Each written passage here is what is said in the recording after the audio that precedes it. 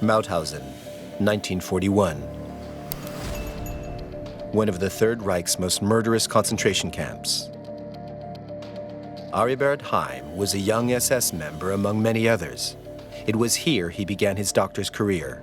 And yet in this infirmary, he would make a reputation for himself in just 6 weeks. This young doctor, fresh out of medical school, was to mark the history of this concentration camp with his sadism and cruelty.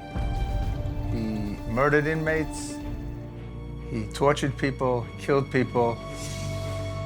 Aribert Heim carried out nearly 300 operations during which inmates often died in atrocious pain.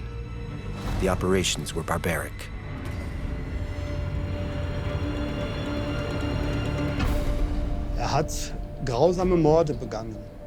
He carried out atrocious murders.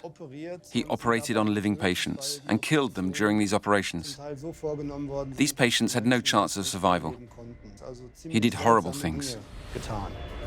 These were, of course, criminal experiments because inmates were used as guinea pigs. Because for the Nazis, they were nothing other than guinea pigs. Aribert Heim was passionate about anatomy, about skulls in particular. He was also known for keeping the skull of one of his victims, which he had boiled to remove the flesh, and he kept it on his desk like a paperweight or a souvenir. Here, at Mauthausen, the young man became, in a short lapse of time, a veritable executioner at the heart of a racist and anti-Semitic system. A system that encouraged violence towards Jews, disabled people, homosexuals, and anyone who opposed the regime. An ideology that would claim 5 million victims across Europe by establishing veritable killing centers.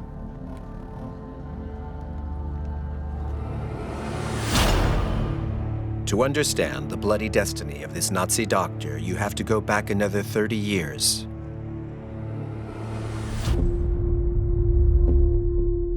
The 28th of June, 1914. The story of Aribert Heim, the future Dr. Death, started on that dark day. The first day of the First World War, which plunged Europe into several years of bloody conflict.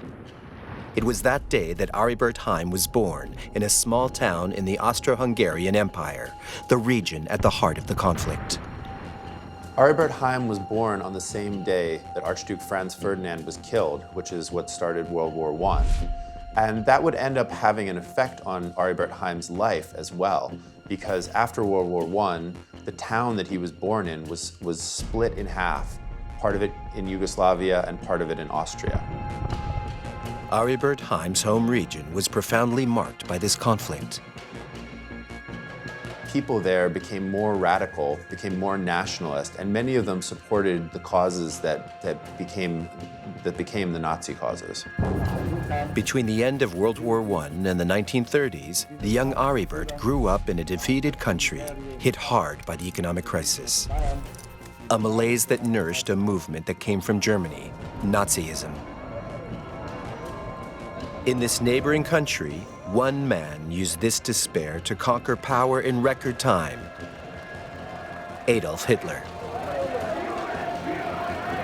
He became Chancellor the 30th of January 1933 and established the Third Reich, a totalitarian dictatorship. In Austria, Aribert Heim was 19 years old. Fascinated by the Nazi party that had been banned in his country, the young man covertly found out everything he could about it. He followed the unrolling of its political program by Adolf Hitler in Germany. A racist ideology that galvanized the crowds and restored hope to a people in crisis. An ideology where the Jew became enemy number one in the name of the purification of the race. The crucial moment was the passing of the September 1935 laws, villainous laws that stripped those defined as Jewish of their German nationality. Laws of exclusion whose aim was to separate Jews from the rest of society. To back up this racist ideology, Hitler needed as much credible evidence as he could get. One pillar of support upon which Hitler would lean heavily was science. Medicine had a very important role to play in this context because it provided part of the scientific, some would say pseudoscientific foundations for this ideology. For Hitler and the other Nazi leaders, the German doctor was, by his very definition, a soldier of biology.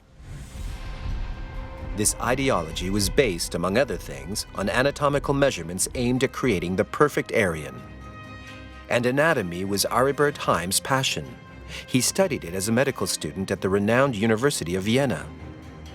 This was one of the most important medical schools in the world at the time still. It was one of the world centers of medicine. In the 20s, 30s, there were still people coming from the United States on stipends to polish their skills. In this faculty, Aribert Heim met someone who would change his life. His anatomy professor, Dr. Edward Pernkopf. He was, at that time, an enthusiastic supporter of the Nazi regime. Dr. Eduard Pernkopf was a famous anatomist, but also a very diehard Nazi. And he would lecture the students wearing his brown SA uniform. That helped set the tone at the university in the Nazi years. Aribert Heim began by studying Latin, and after that pursued his medical studies under Professor Edward Pernkopf, who was in charge of the Anatomy Institute. Alongside this professor, Aribert Heim developed a keen interest in dissection. His studies focused very much on human bodies, and he was able to practice on numerous corpses. The young student looked up to Dr. Pernkopf. This professor, who was the author of a renowned atlas of the human body published after the war, an atlas that is controversial today, which would be closely linked with the horrors of Nazism. So this is a copy of the famous anatomical atlas by Eduard Pernkopf. Some people tell me that they still use it in the United States and other countries. So this is a really important and also very controversial piece of medical science. Because what came out, starting from the beginning of the 90s, is that there was a certain suspicion that they could be concentration camp inmates. Surrounded by Nazi students and professors, Aribert Heim threw himself heart and soul into this ideology.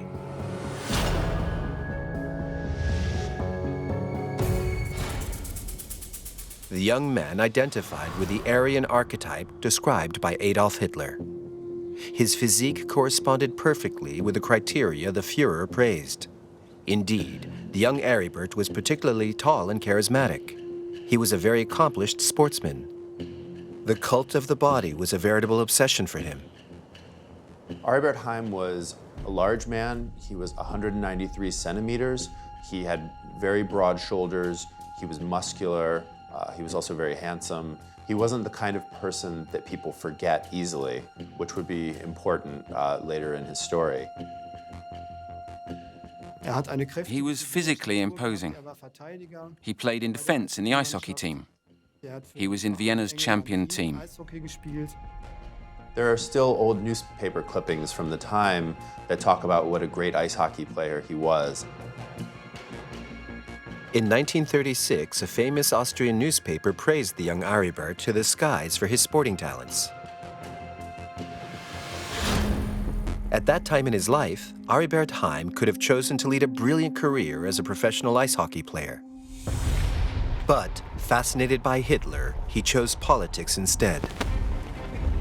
His exceptional physique was of considerable help when he joined the SS, the Führer's elite paramilitary group. It's clear that when you wanted to join the SS, for example, which was very demanding, when it came to appearance as well as family history, being tall, blonde, and in good health, being a top sportsman, for example, was ideal when it came to representing the German who would conquer the world. Conquer the world, but also eliminate undesirables. It was precisely the SS that he was hoping to join that would, later on, be charged with the execution of the final solution and the murder of millions of innocent people. The 12th of March, 1938. Adolf Hitler annexes Austria, the Anschluss. This decision had major repercussions in Aribert Heim's native country.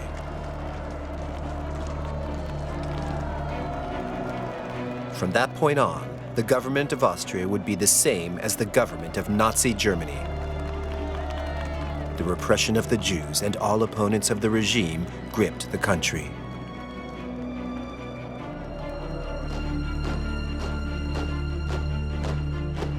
Heim exulted. He had been fascinated by Nazism for several years.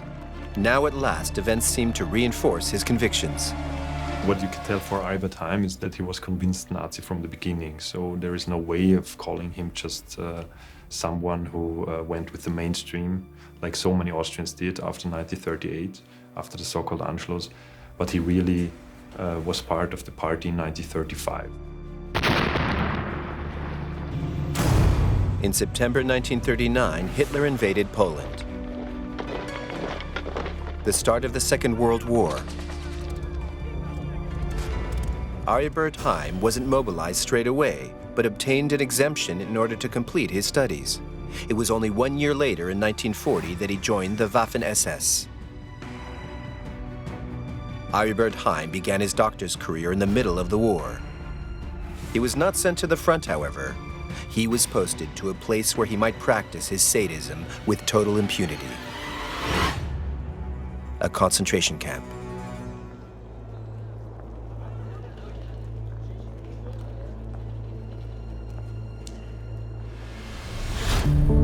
Sachsenhausen camp, less than 20 miles north of Berlin, April 1941.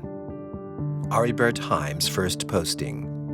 Sachsenhausen was a model camp, a shop window for the Reich. Its architecture was designed to show Nazi supremacy. Sachsenhausen had the particularity of being laid out as a triangle, which permitted the surveillance of the whole detention camp from a central point at the summit of the triangle. It was here that Aribert Heim familiarized himself with the violence of the concentration camp system. Although he remained for the time being in the shadows, the doctor discovered that, for the Nazi, everything was permitted. Inmates' deaths and the first experiments with gassing made a deep impression on him. And it was only a short time later, in a camp in Austria, that Aribert Heim truly became the Doctor of Death. October 1941. The young Aribert Heim is sent here to the Mauthausen concentration camp in Austria. He's 27. At this date, Hitler has not yet opened the extermination camps in Poland. Mauthausen was therefore the only level 3 camp, the maximum level of terrible harshness.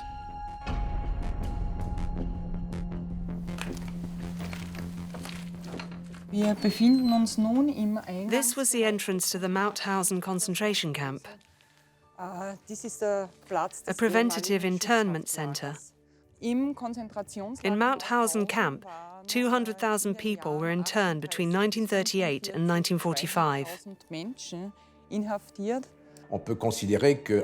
We can say that a little over half the people interned in Mauthausen died, which made it, in the concentration camp category, the harshest in occupied Europe.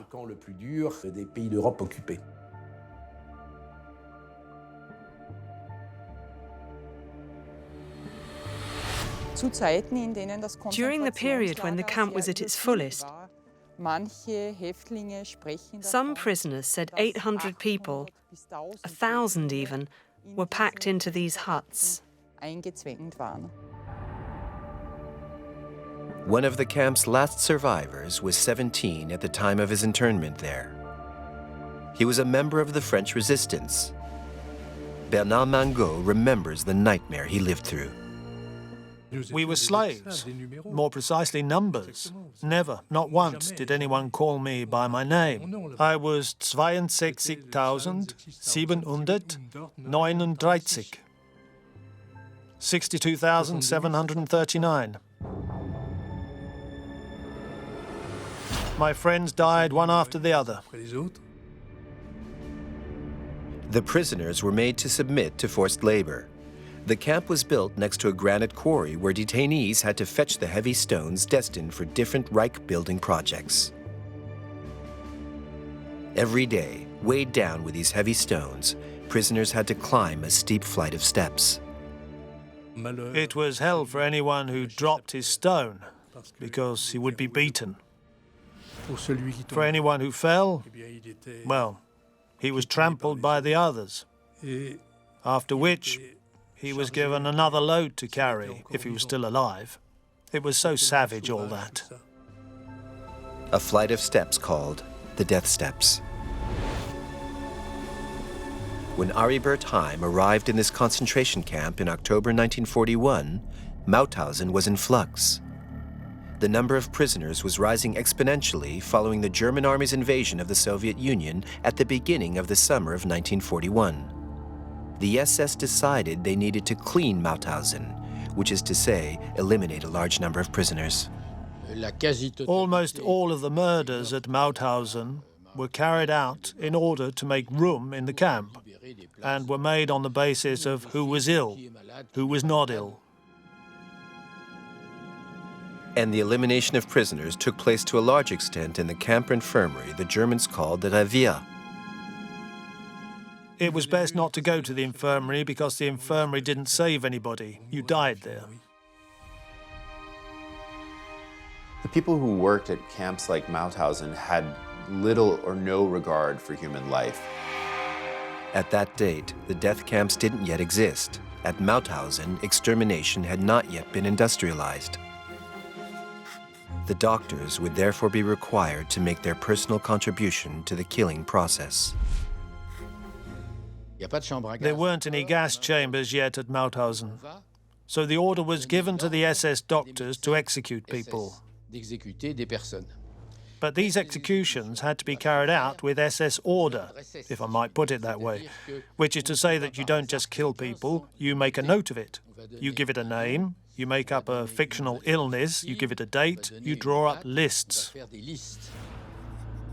At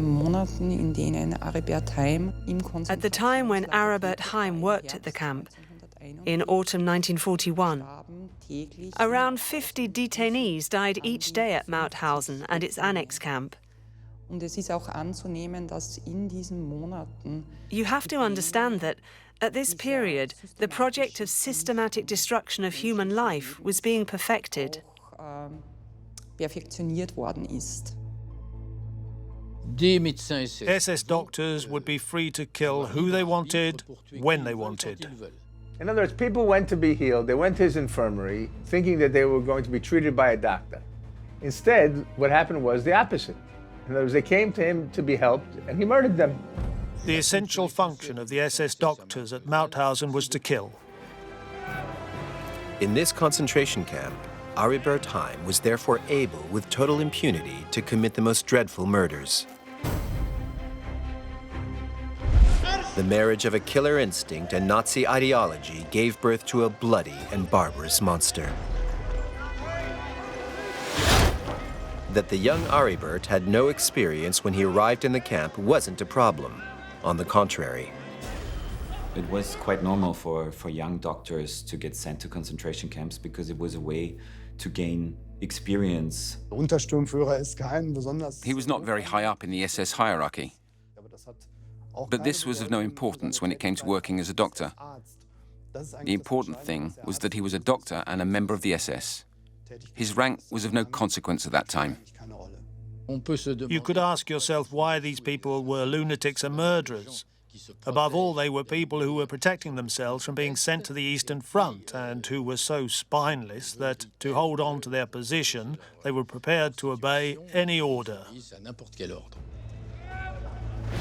Aribert Heim only stayed at Mauthausen for 6 weeks, but his cruelty would mark those who survived the camp forever.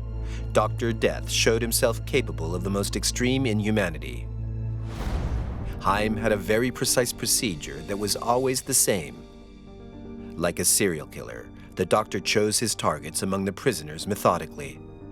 Witnesses who survived the Mauthausen concentration camp said that Dr. Heim would operate on perfectly healthy patients, resulting in their deaths, that he was almost performing personal medical experiments on them.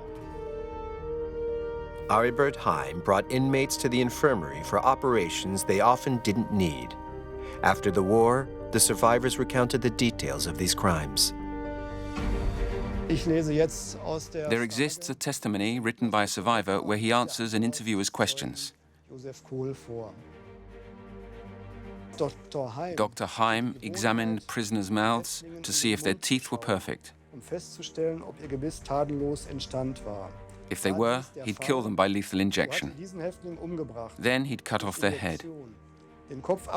He'd put it in the crematorium for several hours until the skull was completely bare. Then he would prepare the skull for himself and his friends as a decoration for their offices. And the horror didn't stop there. Eviscerations, dissections, amputations of healthy legs. His murderous injections made him notorious in the camp. Aribert Heim was known for injecting gasoline directly into the hearts of inmates in order to kill them. And after each operation, the man they called Dr. Death performed the same ritual. He meticulously measured the time it took for the patient to die. Sometimes the camp doctors continued their experiments in the autopsy room.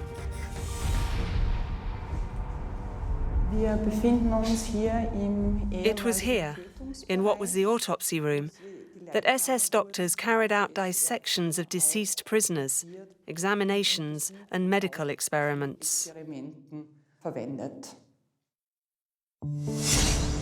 At Mauthausen, Aribert Heim stood out also by a peculiar habit. As keen on sport as ever, the young doctor was quite capable, in the same day, of executing a man before going off to practice his favorite pastime. Several inmates who worked in the infirmary with Dr. Heim remembered that he would leave to play ice hockey during his free time. He could be operating in a concentration camp one minute and skating on the ice the next. Aribert Heim's operations only represent a small number of the 100,000 crimes carried out at Mauthausen during the war.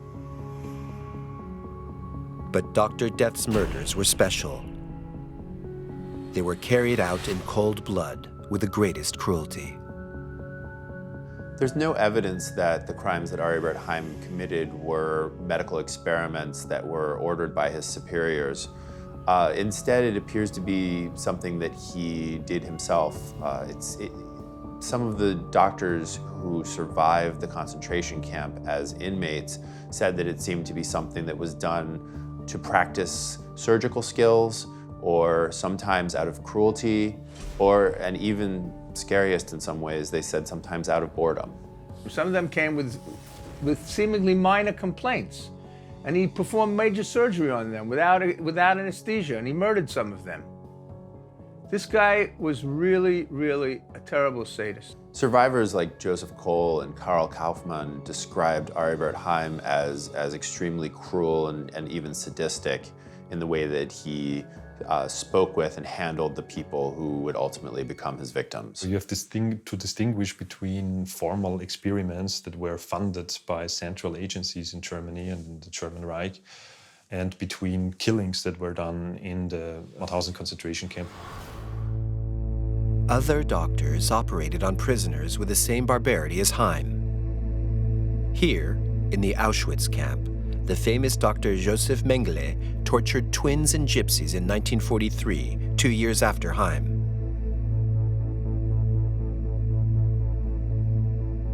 The only difference? Mengele carried out these medical experiments for the Reich in the name of pseudoscientific research. Aribert Heim did it for himself.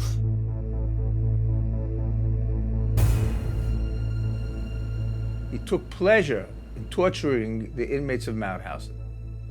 Innocent people who the only reason they were in Mauthausen was because they were people who had been categorized as enemies of the Third Reich. In other words, the Germans created false categories of criminality.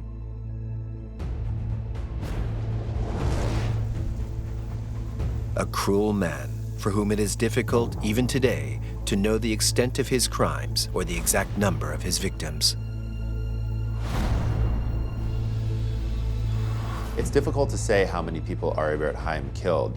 There's the operation book that gives a list of the patients that he performed procedures on, and there's a notation when some of those patients died. But it is believed that the patients that were anesthetized, that were killed with injections to the heart with gasoline, would not have turned up in the operation book and therefore would not be counted. Dr. Heim acted like a serial killer. A killer who masks his crimes. SS doctors knew that their acts could be held against them after the war. So Aribert Heim took care to destroy the evidence after each operation. You don't have the details, of course, of the real causes of death, because in most cases it's only falsifications that the sources we have are only those that we have, and they are not telling the whole story. They're hiding more than they tell. If doctors performed operations on inmates who died, it wasn't something that people paid attention to or cared about, because scores of people were dying all the time, and a patient here or a patient there was not someone who was going to be missed in the middle of this Holocaust. At Mauthausen, Aribert Heim was far from being an isolated criminal. The whole concentration camp system was directed with limitless violence against inmates who were considered in the camps to be subhuman. Always, there were punishments for anything and everything. For not taking your cap off in front of an SS member, they called it 25. It was 25.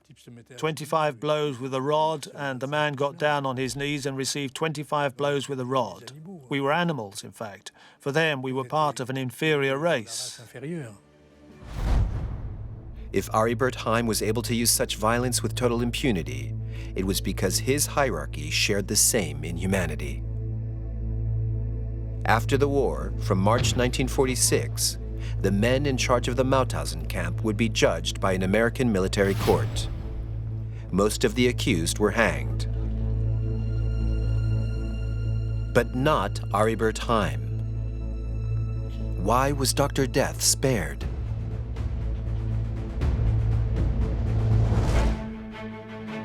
The young murderer was lucky to have left Mauthausen so quickly, after only 6 weeks and leaving no traces behind him.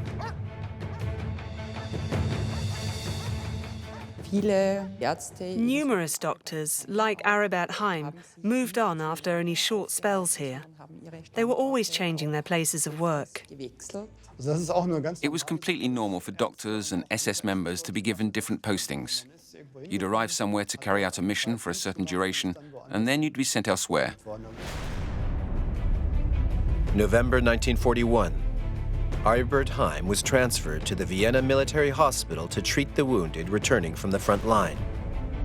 1 year later, his trace was found in another military hospital several thousand kilometers away on the Eastern Front in the Finnish town of Oulu.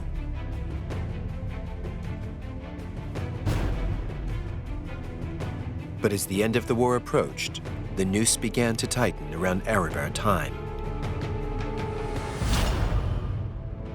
The 15th of March, 1945, Aribert Heim and his unit are captured by the Americans. Germany is defeated. The country is in ruins. The war, total and global, has left 50 million people dead. The whole world discovers the victims of the camps as the Allies liberate them one by one.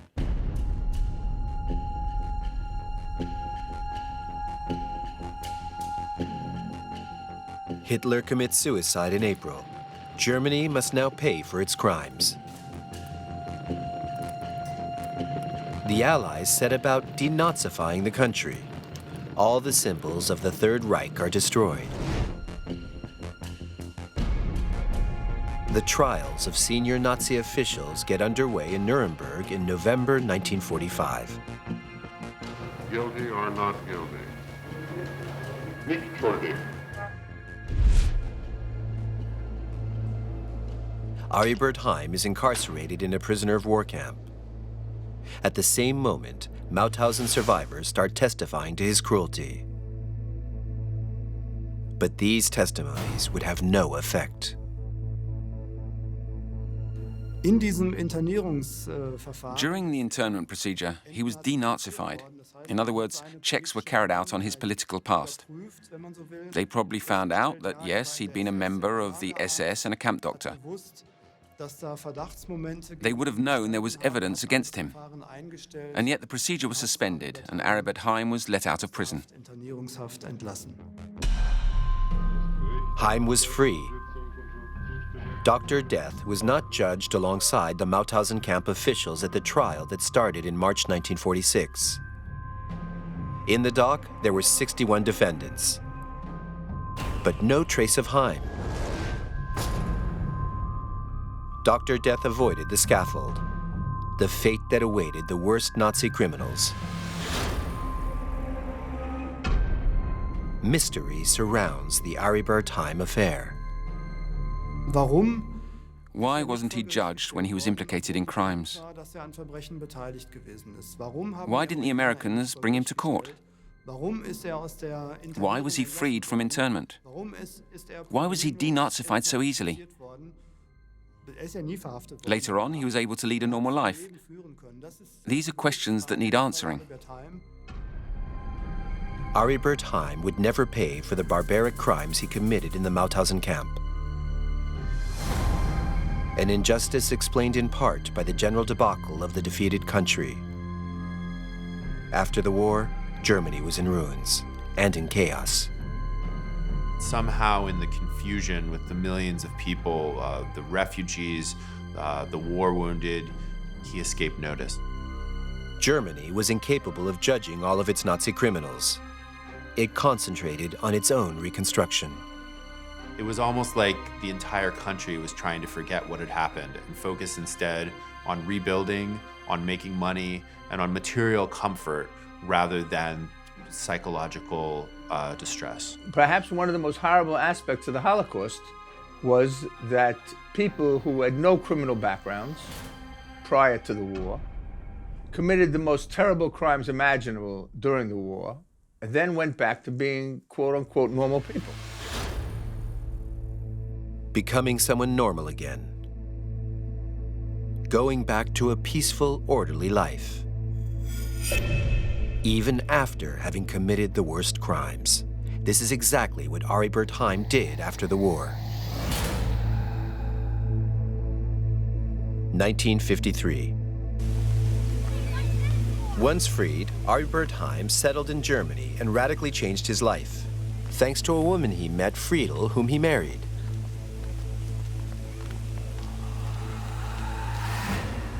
With her, he settled in the well-to-do town of Baden-Baden and started a family. The former Dr. Death did not even bother to hide his identity. He thought he was untouchable.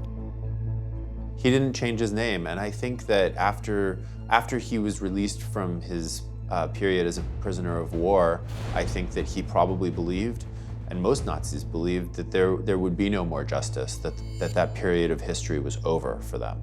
In this context, we can say he led a normal life. He didn't hide. He was even in the telephone directory. If anyone had wanted to find him, they could have found him. Far from worrying about being arrested, Aribert Heim settled into a peaceful and comfortable life. His wife came from a very wealthy family. A family that enabled them to buy a large house where they raised 2 children. As this is not the home of a fugitive on the run.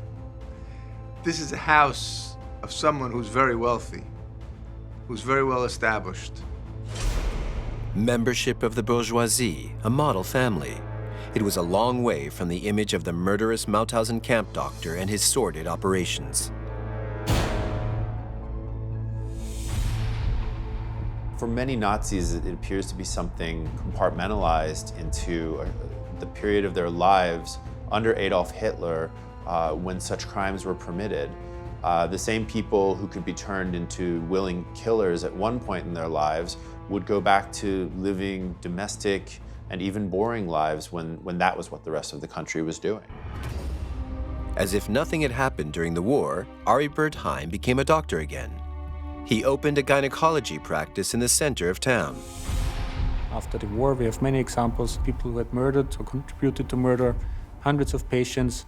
They had no problems of not continuing the career, but restarting the career. And We spoke with patients of Dr. Heim, and they all thought that he was a very good doctor. He was sought after in his practice. He was considered someone that women wanted to see as their gynecologist. However, behind the appearance of irreproachability, there were signs that he was taking care not to be recognized. One thing that people remembered was that he didn't like to be photographed.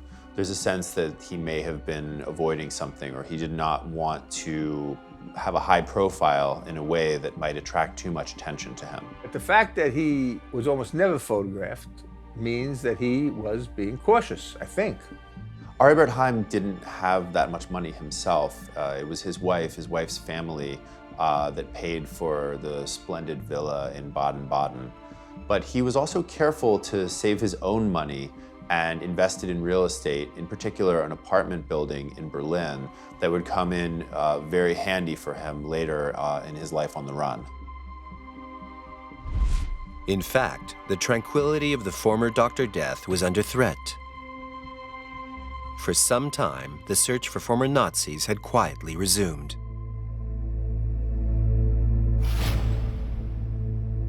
(1962).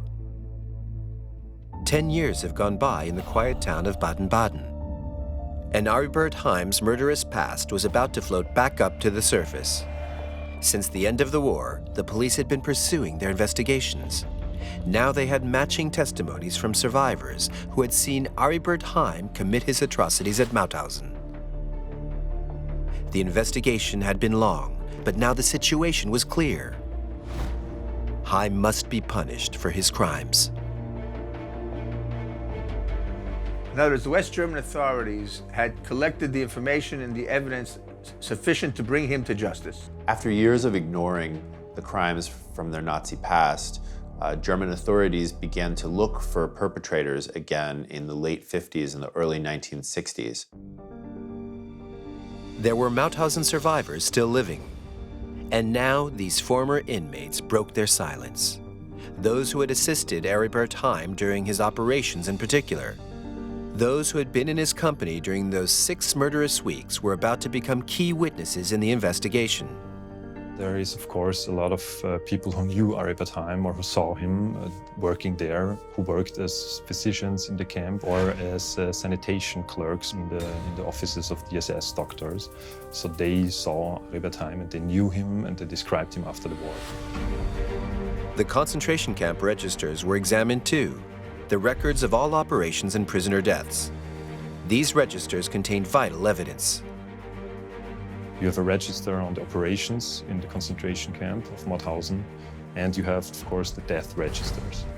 The SS really had a kind of bookkeeping of deaths that is the main source of telling the stories of those who died and telling the stories of the crimes of Mauthausen. But there was one thing that really betrayed Aribert Heim: his unusual physique. He was very tall, over 6'3". This was crucial during the investigations that took place after 1945. He was very easy to recognize thanks to his height and his general physical aspect. Aribert Heim, I think, probably thought that he was never going to be prosecuted until one day he was approached by two men who wanted to speak with him about his service during the war, and in particular about his time at Mauthausen. That day, Aribert Heim understood that the perfect life he'd carefully built for himself was about to break into little pieces. I think that from that moment, he realized that it was likely that they might come after him.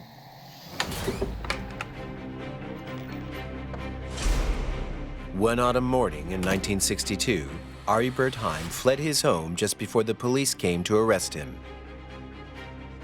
On that day, Dr. Death left his wife and children. He never returned. He escaped very early in the morning of the day that the police came to arrest him. One of them said it was almost like he was going out the back door as they were coming in the front. Had Aribert Heim been warned? Making someone who was about to be arrested disappear and making sure they were protected, travelling to a country from where they would not be extradited, all this was child's play in the 1960s. For several decades, the search for him went on in Europe, in Switzerland, and in Spain, places where he had contacts. Even in Latin America, in Argentina, Brazil, and Chile, where so many former Nazis found refuge after the Second World War. All leads were explored, including those that led to some Arab countries. Aribert Heim became one of the most wanted Nazis in the world. For several decades, no one could lay a hand on Dr. Death. He came to personify the denial of justice. August 1992. In fact, it was on the other side of the Mediterranean, in Egypt, that Aribert Heim was hiding. After reaching Spain and then Morocco, Aribert Heim took refuge in the Egyptian capital.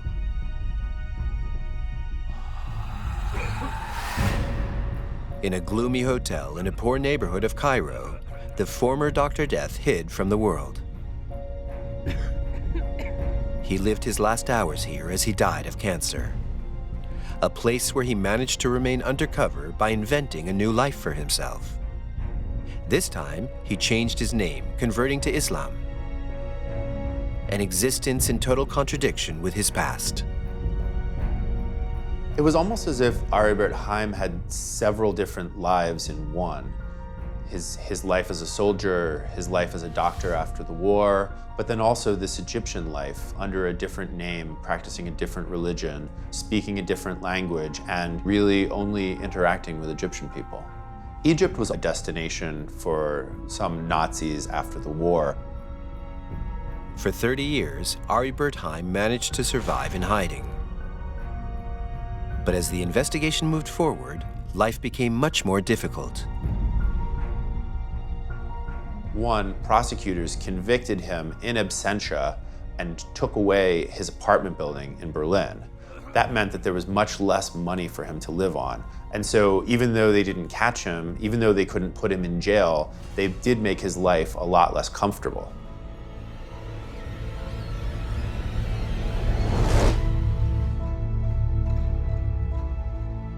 In exile, far from his own, Aribert Heim finally succumbed to his illness on the 10th of August 1992, without ever having been arrested by the police.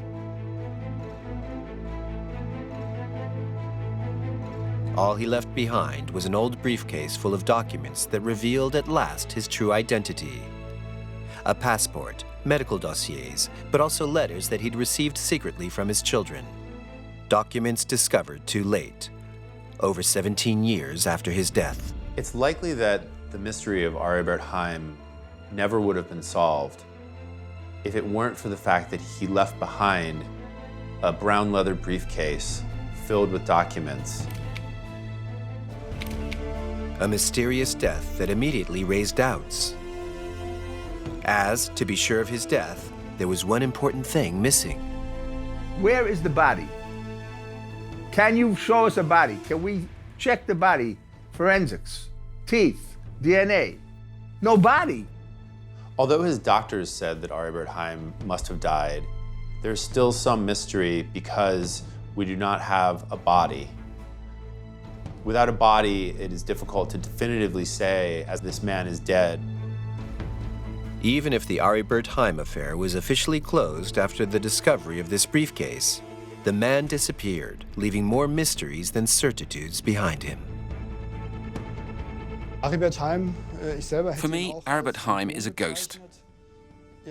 He totally disappeared, leaving huge grey areas. Everything that happened is wrapped in a mystery.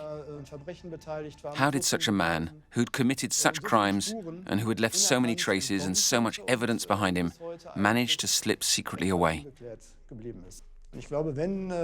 I don't think this would have been possible without some real protection.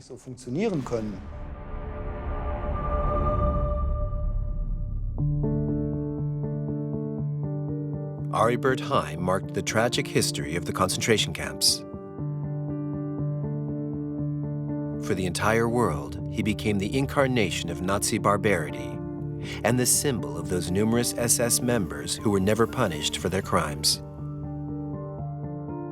As one of the Nazi perpetrators who was able to elude justice, he evolved in a way into a symbol, the most wanted Nazi war criminal in the world. Aribert Heim, a symbol of evil, but only one among so many of the demons born of Nazi ideology. He is an obscure character amidst hundreds of others, and I mean hundreds of others, who were criminals on a similar scale. Well, the fact that Aribert Heim never was punished for his crimes is a failure of many institutions on many levels, I would say. Dr. Death would have been over 100 years old today. He has left behind him questions that, in all probability, will forever remain unanswered.